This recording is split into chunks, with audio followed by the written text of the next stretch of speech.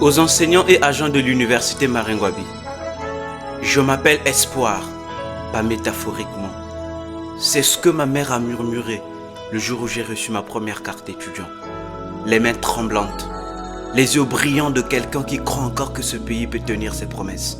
Nous, on est arrivés avec nos cahiers neufs, nos stylos achetés au marché total, nos rêves cousus dans nos chemises repassées à l'aube. On est arrivés. Vous étiez déjà là, installés, intouchables, éternels. Le cours commence à 8h. Vous arrivez à 10. Pas d'excuses, pas de regard, juste le bruit de vos chaussures sur le carrelage fissuré de l'amphi 1600 qui sent la sueur des générations sacrifiées. Vous posez votre mallette comme un roi pose sa couronne. Vous dictez, vite, trop vite, comme quelqu'un qui récite par cœur un texte qu'il n'a plus relu depuis Youlou. Et si on ose lever la main, si on ose demander, monsieur, pouvez-vous répéter?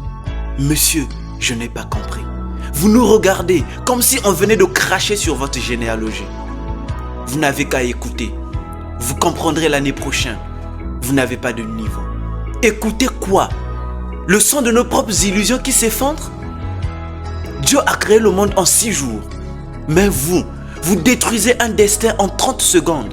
Le temps d'écrire un chiffre, un seul chiffre. 5, 4, 3 sur 20. Sur un travail finalisé à minuit, rédigé à la lueur d'un téléphone. Parce que l'électricité, vous savez, la société d'électricité a ses propres humeurs. 3 sur 20, sans commentaire, sans justification, sans humanité, juste 3. Comme une condamnation prononcée par un juge qui n'a jamais lu le dossier. Et quand on vient vous voir, timidement, humblement, vous répondez, c'est comme ça, c'est l'université, passez à autre chose. Passez à autre chose. Comme si 3 ans de redoublement, c'est autre chose. Comme si la honte dans les yeux de ma mère, quand elle explique aux voisins pourquoi je reste 6 ans en licence, c'est autre chose. Et puis, il y a des choses qui se disent entre étudiants, entre filles, dans les couloirs, à voix très basse et vraiment très basse, avec des yeux qui regardent derrière l'épaule. Des choses sur certains bureaux fermés à clé, sur certains messages envoyés à minuit, sur certaines chambres d'hôtel, sur certaines notes qui arrivent après certaines visites, sur certains sourires qu'on demande en échange de certains points. On appelle ça comment? Arrangement? Faveur? Harcèlement? Note sexuellement transmissible? Non. Moi, j'appelle ça par son vrai nom. Du sang sur les diplômes. Et ces filles-là, elles ne parlent pas. Parce que qui les croira? Dans un pays où le puissant a toujours raison et la jeune fille a toujours tort, elles portent ça, seules, en silence. Des fractures intérieures.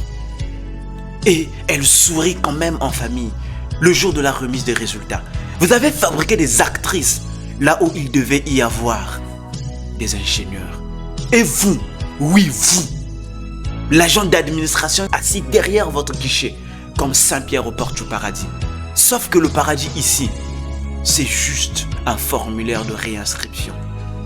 Nous les étudiants, on arrive, on attend 1 heure, 2 heures, 3 heures, vous mangez votre pondou.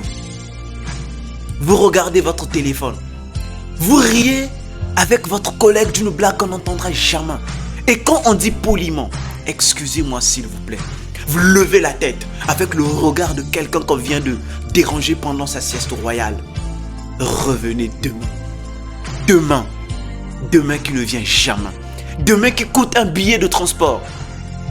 Demain qui mange les économies de ma mère, qui vend des beignets au feu du bois depuis 5 heures du matin, pour que je puisse, moi, être humilié par quelqu'un qui gagne un salaire de l'État, pour ne rien faire de l'État. Je ne vous écris pas par haine, je vous écris parce que quelque part, au fond de moi, je crois encore que vous avez eu, vous aussi, un rêve. Je crois qu'il y a eu un jour où vous aussi, vous teniez un stylo neuf. Où vous aussi, vous aviez peur des résultats. Où vous aussi, quelqu'un vous a regardé et vous a dit, tu peux y arriver. Qu'est-ce qui vous a cassé? Qu'est-ce qui vous a transformé en bourreau d'un temple vide? L'État vous a déçu? Oui, l'État nous a tous déçus. Mais nous pauvres étudiants, on n'est pas le gouvernement, on n'est pas vos ennemis. Nous sommes ce que le pays aurait pu devenir.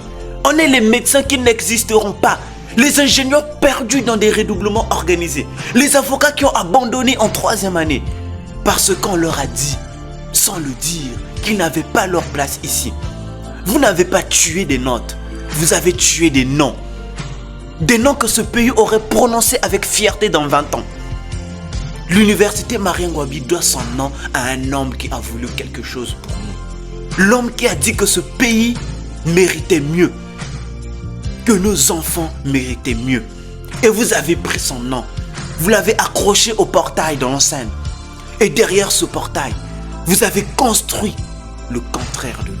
Un empire de l'indifférence, une monarchie du mépris, un tombeau des destins, une démocratie de façade, où l'étudiant vote avec ses larmes et perd toujours.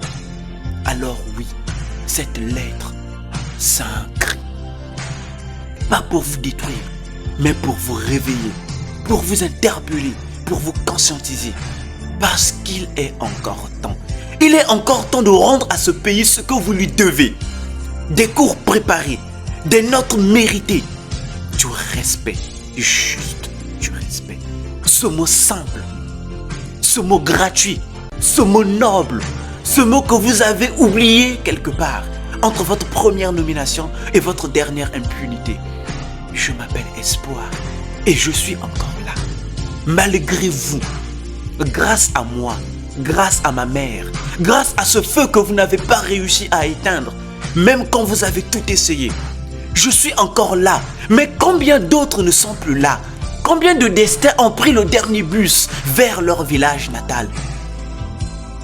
Vers Pointe-Noire, vers Paris, vers la rue, vers le silence, vers le désespoir, parce que vous leur avez dit, sans prononcer les mots, qu'il ne valait pas la peine d'être enseignés, que leur destin, leurs rêves n'avaient pas de valeur.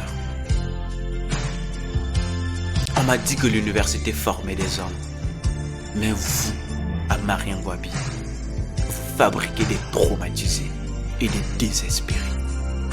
Ce pays a un nom. Nos